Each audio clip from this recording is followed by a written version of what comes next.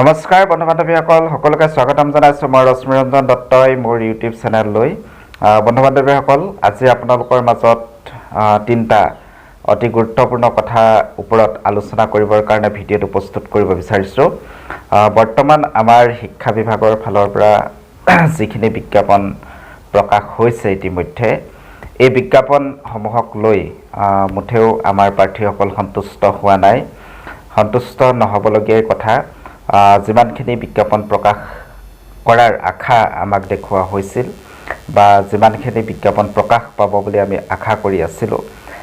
ইয়াৰ যথেষ্ট কম পৰিমাণে বিজ্ঞাপন প্ৰকাশ পালে গতিকে আজি মূলতঃ ভিডিঅ'টো আপোনালোকৰ বাবে প্ৰস্তুত কৰি আহিছোঁ কেইটামান অতি গুৰুত্বপূৰ্ণ কথা আলোচনা বন্ধু বান্ধৱীসকল আজি ভিডিঅ'টো মূলতঃ তিনিটা গুৰুত্বপূৰ্ণ কথাৰ ওপৰত আলোচনা কৰিম বুলি আৰু ইতিমধ্যে আপোনালোকক মই অৱগত কৰিলোঁ এই ক্ষেত্ৰত আমি প্ৰথমে দেখিবলৈ পাইছোঁ যে আমাৰ যিসমূহ পোষ্ট আছিলে পোষ্টসমূহ যথেষ্ট কম পৰিমাণে ওলাইছে যি হাইস্কুলৰে হওক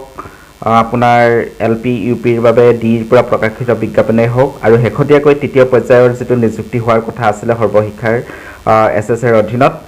ইয়াতো অতি কম সংখ্যক বিজ্ঞাপন ওলালে গতিকে এই ক্ষেত্ৰত আমাৰ যথেষ্টখিনি চিন্তা হৈ গৈছে যি কি নহওক বিজ্ঞাপনটো ইতিমধ্যে ওলালেই আৰু এই ক্ষেত্ৰত আৰু এটা কথা মই আপোনালোকক ক'ব বিচাৰিছোঁ যিটো বৰ্তমান সময়ত অতি চৰ্চিত হৈ আছে বিষয়টো আৰু বিভিন্নজনে উক্ত বিষয়টোৰ লগত জড়িত হৈ পৰিছে প্ৰথমটো হৈছে ভাৰতবৰ্ষৰ সংবিধানৰ 124 নং সংশোধনীৰ জৰিয়তে যিসকল ইকনমিকেলি উইকাৰ ছেকশ্যন আছে তেখেতলোকৰ বাবে পঢ়াৰ ক্ষেত্ৰতেই হওক বা বিভিন্ন ধৰণৰ চাকৰিৰ ক্ষেত্ৰতে হওক 10% সংৰক্ষণৰ বাবে আইন গৃহীত কৰা হৈছিলে পাৰ্লিয়ামেণ্টত আইন পাছ কৰা হৈছিলে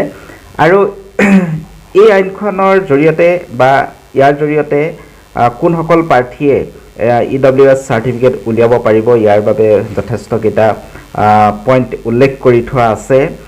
আমি বৰ্তমান সময়ত দেখিবলৈ পাইছোঁ বিভিন্নজনে ফোন কৰি অৱগত কৰিছে যে এজন চাৰিজনে কিন্তু ভুৱাকৈ EWS চাৰ্টিফিকেটখন উলিয়াইছে আপুনি হয়তো ভুৱাকৈ সেইখন উলিয়াব পাৰিছে আজি একো নাই কিন্তু পৰৱৰ্তী সময়ত আপুনি নিশ্চিতভাৱে বিপদত পৰাৰ পূৰ্ণ সম্ভাৱনা আছে গতিকে যিসকল প্ৰাৰ্থী যোগ্য নহয় EWS চাৰ্টিফিকেটৰ যাৰ বাৰ্ষিক ইনকম ফেমিলিৰ বাৰ্ষিক ইনকম আপোনাৰ 8 লাখৰ তলত আছে তেওঁলোকে পাৰিব আৰু 5 একৰ আপোনাৰ যদি 5 একতকৈ যদি বেছি আপোনালোকৰ কৃষিভূমি আছে তেতিয়াতো নহ'ব 5 একৰ ভিতৰত আপোনালোকৰ কৃষিভূমি যদি থাকে তেতিয়া নিশ্চিতভাৱে পাৰিব নিজৰ যিটো হোম এৰিয়া হেতুৰ ওপৰতো কেইবাটাও পইণ্ট আছে গতিকে এই গোটেইখিনি কথা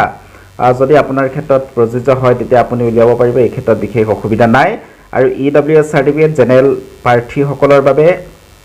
পোষ্ট জেনেৰেল প্ৰাৰ্থীসকলৰ মাজত যথেষ্ট প্ৰাৰ্থী আছে যিসকল আৰ্থিকভাৱে যথেষ্ট দুৰ্বল তেখেতলোকৰ বাবে এই EWS চাৰ্টিফিকেটখনৰ জৰিয়তে তেখেতলোকে এখন উলিয়াই EWS চাৰ্টিফিকেটখনৰ জৰিয়তে তেখেতলোকৰ বাবে যি 10% পদ সংৰক্ষণৰ ব্যৱস্থা আছে ইয়াৰ সুফল তেখেতলোকে লাভ কৰিব পাৰিব আৰু কিন্তু বহুতে যিহেতু মোক অভিযোগ কৰিছে হোৱাটছআপৰ জৰিয়তে অৱগত কৰিছে যে বৰ্তমান সময়ত এটা জোৱাৰ উঠিছে EWS চাৰ্টিফিকেট উলিওৱাৰ এটা জোৱাৰ উঠিছে এটো কিন্তু যদি প্ৰকৃততে আপুনি যোগ্য তেতিয়াতো কোনো কথা নাই কিন্তু যদি কেনেবাকৈ আপুনি ভুৱাকে উলিয়াবলৈ চেষ্টা কৰিছে কিন্তু আপোনাৰ বাবে বিপদ অনিবাৰ্য কিন্তু এটা কথা মনত ৰাখিব সত্য চিৰদিন কিন্তু লুকাই নাথাকে গতিকে মই আপোনালোকৰ ক্ষেত্ৰত এইটো ক'ব বিচাৰিছোঁ আপোনালোকৰ সুৰক্ষাৰ স্বাৰ্থতেই ক'ব বিচাৰিছোঁ যে আপুনি সঁচাকৈ যদি এই চাৰ্টিফিকেটখনৰ কাৰণে যোগ্য তেতিয়াহে উলিয়াওক নহ'লে কিন্তু আপুনি পোৱা চাকৰিও হেৰুৱাব লাগিব পৰৱৰ্তী সময়ত হেৰুৱাব লাগিব এদিন দুদিনৰ পিছত হয়তো হেৰুৱাব লাগিব লগালগ নহ'লেও কিন্তু পৰৱৰ্তী সময়ত নিশ্চিতভাৱে হেৰুৱাব লাগিব আৰু আপোনাৰ বাবে যথেষ্ট অসুবিধা এটা আহি যোৱাৰ সম্ভাৱনা আছে গতিকে এই ক্ষেত্ৰত সাৱধান হ'ব এইমানতে আমি EWSৰ যিটো কথা আপোনালোকক ক'ব বিচাৰিছিলোঁ বৰ্তমান চৰ্চিত হৈ থকা আৰু হোৱাটছআপৰ জৰিয়তে বিভিন্নজনে যিহেতু মোক সুধি আছে গতিকে বা কৈ আছে বহুতে উলিয়াইছে এনেকৈ গতিকে প্ৰত্যেককে এই কথাটো জনাব বিচাৰিলোঁ এতিয়া আহিছোঁ আমি দ্বিতীয় কথাটোলৈ দ্বিতীয় কথাটো হৈছে কি আমাৰ যিখিনি বিজ্ঞাপন প্ৰকাশ পালে এই বিজ্ঞাপনখিনি যথেষ্ট পদৰ সংখ্যা কম হৈছে এই কথাটো আমি প্ৰত্যেকেই জানো কিন্তু এই ক্ষেত্ৰতো আমাক যদি বিভাগীয় কৰ্তৃপক্ষই ধৰক হাইস্কুলৰ ব্যক্তিসকলক যদি প্ৰথমে নিযুক্তি দিয়ে, গোটেই ভিডিঅ'টো শেষলৈকে শুনিব, তেতিয়াহে মোৰ কথাখিনি ভালদৰে বুজিব পাৰিব। হাইস্কুলৰ প্ৰাৰ্থীসকলক যদি প্ৰথমে নিযুক্তি দিয়ে, বহুতে ক'ব পাৰে কিন্তু এই কথা সকলোৱে জানে, কিন্তু সকলোৱে জানে, ময়ো জানো, সকলোৱে জানে এইটো কথা, কিন্তু যোনে জানিব লাগে তেওঁক আমি জনোৱাটো বাঞ্ছনীয়, তেওঁক জনোৱাটোহে আমাৰ আচল কৰ্তব্য। যোনে জানিব লাগে, আপুনি জানে, মই জানো বা তেতুতিন কোনোবা এজন প্ৰাৰ্থীয়ে জানে, সেইটো কথা নহয়। আচলতে আমি কি কৰিলে যোনে জানিব লাগে সেই কথাটো আমি জনাব পাৰিম। প্ৰথম কথা হৈছে হাইস্কুলৰ প্ৰাৰ্থীসকলক প্ৰথম নিযুক্তি দিব লাগে। দ্বিতীয় কথাটো হৈছে আমাৰ যিখিনি UP আপাৰ প্ৰাইমেৰী আছে তেখেতলোকক নিযুক্তি দিব লাগে। তাৰপিছত আমাৰ পৰৱৰ্তী পৰ্যায়লৈ আহিব লাগে, অৰ্থাৎ LP প্ৰাৰ্থীসকলক নিযুক্তি দিব লাগে। নহ'লে কি হ'ব চাব, মাছৰ তেল মাছতে ভজাৰ নিচিনা এটা পৰিৱেশ সৃষ্টি হ'ব বা এনেকুৱা এটাকে হ'বলৈ গৈ আছে। কথাটো মন কৰিব, এতিয়া যি চৰকাৰে ৯,৬35টা শিক্ষক পদৰ 2018 চনতে বিজ্ঞাপন দিছিল, তাৰ পৰা আমাক মাত্ৰ দিলে 5,315 জন প্ৰাৰ্থী, বাকীসকল থাকি গ'ল। এতিয়া এই 5,315 জন প্ৰাৰ্থী LPত যিসকলে ইতিমধ্যে চাকৰি লাভ কৰিছে আৰু লগতে UP উত্তীৰ্ণ হৈ আছে, তেখেতলোকে আকৌ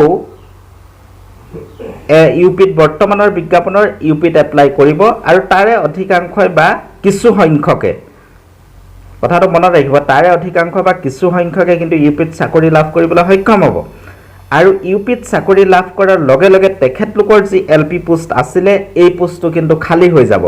এই কথাটো আমি দৃষ্টি ৰাখিব লাগিব, যাতে চৰকাৰে ক'ব 5,315 জনক আমি ইতিমধ্যে নিযুক্তি দিলোঁ আৰু লগতে এইখিনি নিযুক্তি দিছোঁ, কিন্তু আচল কথাটো হৈছে কি, 5,315 জন প্ৰাৰ্থীৰ মাজৰে কিছু সংখ্যক LP প্ৰাৰ্থী ওলাই গুচি আহিব, সেই পোষ্টখিনি খালী হ'ব। গতিকে আমি কোনো কাৰণত মানি ল'ব নালাগিব যে 5,315 জনক নিযুক্তি দিলে, হয়তো তাৰ পৰা বহুত প্ৰাৰ্থী ওলাই আহিলে, 5,315 জনক কিন্তু নিযুক্তি দিয়া হোৱা নাই। ঠিক তেনেদৰে এইবাৰো আমাৰ ক্ষেত্ৰত যেতিয়া যিখিনি DE ফালৰ পৰা প্ৰকাশিত বিজ্ঞাপন পালে, বৰ্তমান 3,941টা পদৰ যি বিজ্ঞাপন প্ৰকাশ পালে, এই বিজ্ঞাপনখিনিৰ ক্ষেত্ৰত প্ৰথম পৰ্যায়ত UP সকলক নিযুক্তি দিব লাগে, তাৰপিছত LP সকলক নিযুক্তি দিব লাগে, তাৰপিছত আমাৰ যিখিনি প্ৰাৰ্থী থাকি যাব, তাৰ থাকি যোৱা প্ৰাৰ্থীখিনিক বাবে আকৌ SSৰ নিযুক্তিটো অলপ পিছলৈ কৰিব লাগে। তেতিয়াহে আমাৰ প্ৰায় কম নম্বৰ থকাও বহু প্ৰাৰ্থীয়ে কিন্তু চাকৰি লাভ কৰিবলৈ সক্ষম হ'ব। নহ'লে কি হ'ব, নহ'লে বেছি নম্বৰ থকাবোৰে চাকৰি পাব, কিন্তু কি হ'ব কথাটো, পোষ্ট বহুত থাকি যাব। পোষ্ট যদি থাকি যায় তেতিয়া আমাৰ বাবে যথেষ্ট এটা অসুবিধা এটা আহি যাব। এইকাৰণে কাৰোবাৰ নম্বৰ থাকি হয়তো চাকৰি নাপাব, কাৰণ চৰকাৰৰ যিটো হিচাপ, তেখেতলোকৰ হিচাপ মতে 5,315 জনে আহিব, নিযুক্তি দিলোঁ, তাৰপিছত আহিব 3,941 জন নিযুক্তি দিলোঁ, তাৰপিছত আহিব কণ্ট্ৰেকচুৱেলৰখিনি আহিব 3,753 জন নিযুক্তি দিলোঁ। এনেকুৱা ধৰণৰ যদি হিচাপটো আহি যায়, এটা সংখ্যা বহুত ডাঙৰ হ'ব যে ইমানখিনি নিযুক্তি দিয়া হ'ল ইতিমধ্যে, কিন্তু কাৰ্যক্ষেত্ৰত ইমানখিনি নিযুক্তি হ'বনে, নে মাছৰ তেল মাছতে ভজাৰ নিচিনা হ'ব? কথাটো হৈছে এনেকুৱা ধৰণৰ, এইকাৰণে কৈছোঁ মাছৰ তেল মাছতে ভজা। 5,315 জনৰ সংখ্যাটো থাকিলে, তাৰপিছতে তাৰ মাজৰ পৰা ওলাই আহিলে এইখিনি সংখ্যাটো ডাঙৰ হৈ গৈ আছে, কিন্তু আচল কামটো হোৱা নাই। গতিকে এই কথাটো আমি বিভাগীয় কৰ্তৃপক্ষক, বিভাগীয় মন্ত্ৰী মহোদয়ক অৱগত কৰিব লাগিব, যাতে হাইস্কুলৰ এপইণ্টমেণ্ট প্ৰথম দিয়ক, লাগে আমাৰ 2 দিন দেৰি হওক, তাৰপিছত ষ্টেপ বাই ষ্টেপ যদি DE পৰা প্ৰকাশিত বিজ্ঞাপনৰ আধাৰত নিযুক্তি দিয়ক, তাৰপিছত কণ্ট্ৰেকচুৱেলৰখিনি নিযুক্তি দিয়ক। গতিকে যদি এনেধৰণে কৰা হয় আৰু কামটো মানে এই প্ৰচেছটো যিমান পাৰে খৰতকীয়াকৈ যদি কৰা হয়, তেতিয়া সকলোৰে সুবিধা হ'ব, চাকৰি লাভ কৰাৰ ক্ষেত্ৰত যথেষ্টখিনি সুবিধা হ'ব। নহ'লে কিন্তু যথেষ্ট এটা বিশৃংখল হ'ব, বিশৃংখল মানে এনেকুৱা ধৰণৰ বিশৃংখল হ'ব, ধৰক নম্বৰ থকাৰ কিছুমান প্ৰাৰ্থীও কিন্তু চাকৰি লাভ নকৰিব। গতিকে এই ক্ষেত্ৰত আমি কি কৰিব পাৰোঁ, কেনেকৈ ধৰণে এই ক্ষেত্ৰত আগবাঢ়িব পাৰোঁ, এই বিষয়ত আমি চিন্তা কৰিছোঁ। মই, মোৰ লগৰ কেইজনমান বন্ধু, কেইবাজনো বন্ধু, অকল আমাৰ শিৱসাগৰ জিলা বুলিয়ে নহয়, বাকী জিলাৰো কেইবাজনো বন্ধুৱে আলোচনা কৰিছোঁ। আলোচনা কৰি আমি এটা সিদ্ধান্ত লৈছোঁ, লগতে এই সিদ্ধান্তটো আপোনালোকৰ মাজলৈ এৰি দিব বিচাৰিছোঁ। আপোনালোকৰ পৰাও পৰামৰ্শ আমি বিচাৰিছোঁ। গতিকে আপোনালোকে ভাবিছোঁ যে আপোনালোকে আমাক পৰামৰ্শ দিব। গতিকে আমি ভাবিছোঁ যে এখন সংবাদমেল আয়োজন কৰোঁ, আৰু সংবাদমেলখনৰ জৰিয়তে এই গোটেই কথাখিনি আমি অৱগত কৰিব বিচাৰোঁ যে কি ধৰণেৰে আমাক আচলতে ধৰক যিখিনি বিজ্ঞাপন দিম বুলি কৈছিল ইমান কম সংখ্যক বিজ্ঞাপন দিলে লগতে আমাৰ যিখিনি ধৰক প্ৰচেছ মানে নিযুক্তিৰ যিটো প্ৰক্ৰিয়া এইটো যদি অকণমান ছিষ্টেমেটিক কৰে তেতিয়াহে কিন্তু আমাৰ বাবে লাভদায়ক হ'ব এই গোটেই কথাখিনি যাতে আমি জুকিয়াই এখন সংবাদমেলৰ জৰিয়তে এইখিনি যদি প্ৰকাশ কৰোঁ কেনেকুৱা ধৰণৰ হ'ব এই বিষয়ে আপোনালোকৰ প্ৰত্যেকজনৰ পৰা মতামত বিচাৰিছোঁ আপোনালোকে যদি যোগাত্মক মতামত আগবঢ়ায় বা প্ৰত্যেকৰে পৰা যদি এনেকুৱা ধৰণৰ যোগাত্মক মতামত আমি পাওঁ বা লাভ কৰোঁ তেতিয়া নিশ্চিতভাৱে আমি আমাৰ যিটো পদক্ষেপ আমি ভাবি আছোঁ এখন সংবাদমেল অনুষ্ঠিত কৰাৰ কথা এইখনৰ ক্ষেত্ৰত আমি অকণমান আগবাঢ়িব পাৰিম গতিকে আপোনালোক মানে মেইন কথাটো হৈছে আমি আমাৰ যিখিনি অভিযোগ আছে আমাৰ যিখিনি সমস্যা আছে এই সমস্যাখিনি ভুক্তভোগীয়েহে আচলতে গম পায় বিভাগীয় মন্ত্ৰী মহোদয়ে বিভিন্ন দিশত তেওঁ জড়িত হৈ থাকিবলগীয়া অকল শিক্ষা বিভাগেই নহয় কেইবাটাও গুৰুত্বপূৰ্ণ বিভাগ চম্ভালি থাকিবলগীয়া হৈছে এই ক্ষেত্ৰত প্ৰতিটো কথা তন্নতন্নকৈ চিন্তা কৰিবলৈ নিশ্চিতভাৱে সময় যথেষ্ট কম গতিকে এই ক্ষেত্ৰত আমি যদি অৱগত কৰিব পাৰোঁ তেতিয়া নিশ্চিতভাৱে আমাৰ বাবে এটা ভাল খবৰ আহিব নিশ্চিতভাৱে আমাৰ বাবে এটা ভাল খবৰ আহিব পাৰে গতিকে মই আপোনালোক প্ৰত্যেকজনৰ পৰা এটা পৰামৰ্শ বিচাৰিছোঁ যে এই ক্ষেত্ৰত আমি সংবাদমেলৰ প্ৰয়োজনীয়তা আছেনে যদি আছে আপোনালোকে মতামত আগবঢ়াব আমি তাক বাস্তৱত পৰিণত কৰিবৰ কাৰণে যিমান পাৰোঁ চেষ্টা কৰিম আমাৰ শিৱসাগৰ জিলাৰ লগতে অন্যান্য জিলাৰ যথেষ্ট বিষয়ববীয়াই যোগাযোগ কৰিছে 33 প্ৰাৰ্থীয়ে যোগাযোগ কৰিছে গতিকে এই ক্ষেত্ৰত আপোনালোকৰ সঁহাৰি যদি পোৱা হয় তেতিয়া নিশ্চিতভাৱে ইয়াত আমি আগবাঢ়িব পাৰিম গতিকে আজি ভিডিঅ'টোৰ জৰিয়তে আপোনালোকক এই কথাকেইটা অৱগত কৰিব বিচাৰিলোঁ আমি এনেধৰণে যদি বহি থাকোঁ কিন্তু সময়ত যেহেতু সময় অতি কম আগন্তুক নিৰ্বাচন আহি আছে তাৰ আগমুহূৰ্তত গোটেই কামখিনি যদি আমি কৰিব নোৱাৰোঁ তেতিয়া নিশ্চিতভাৱে আমাৰ বিপদ অহাটো অনিবাৰ্য আৰু বৰ্তমান আমাৰ এছএছৰ অধীনত যিখিনি বিজ্ঞাপন প্ৰকাশ পালে এই বিজ্ঞাপন আচলতে বিজ্ঞাপন বুলি আপোনালোকে ভাবিছে কিন্তু মোৰ দৃষ্টিত মই বিজ্ঞাপন বুলি ভবা নাই কাৰণ অসমৰ পাৰ্টিকুলাৰ দুখন জিলাত বা তিনিখন জিলাতহে কেইটামান নিৰ্দিষ্ট কেটেগৰী ধৰক OBC প্ৰাৰ্থীসকলৰ বাবে কেইখনমান জিলাত দুখন তিনিখনমান জিলাত আছে ধুবুৰী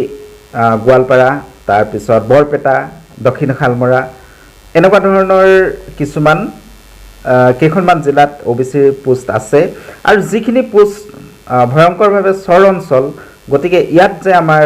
প্ৰাৰ্থীসকল সকলোৱে গৈ বিশেষকৈ আমাৰ মহিলা যিসকল 33 প্ৰাৰ্থী আছে তেখেতলোকে যে গৈ ইয়াত চাকৰি কৰিব পাৰিব এইটো যথেষ্ট সন্দেহৰ এটা বিষয় হৈ পৰিছে গতিকে চৰকাৰক আমি যিহেতু বিজ্ঞাপনত পদ বহাৰ কথাও উল্লেখ কৰি থৈছে পদ বাঢ়িব পাৰে গতিকে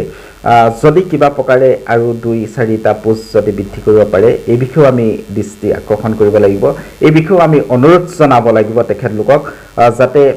যিদৰে 2012 বৰ্ষত হাজাৰ হাজাৰ 33ক চাকৰি দিবলৈ সক্ষম হৈছিল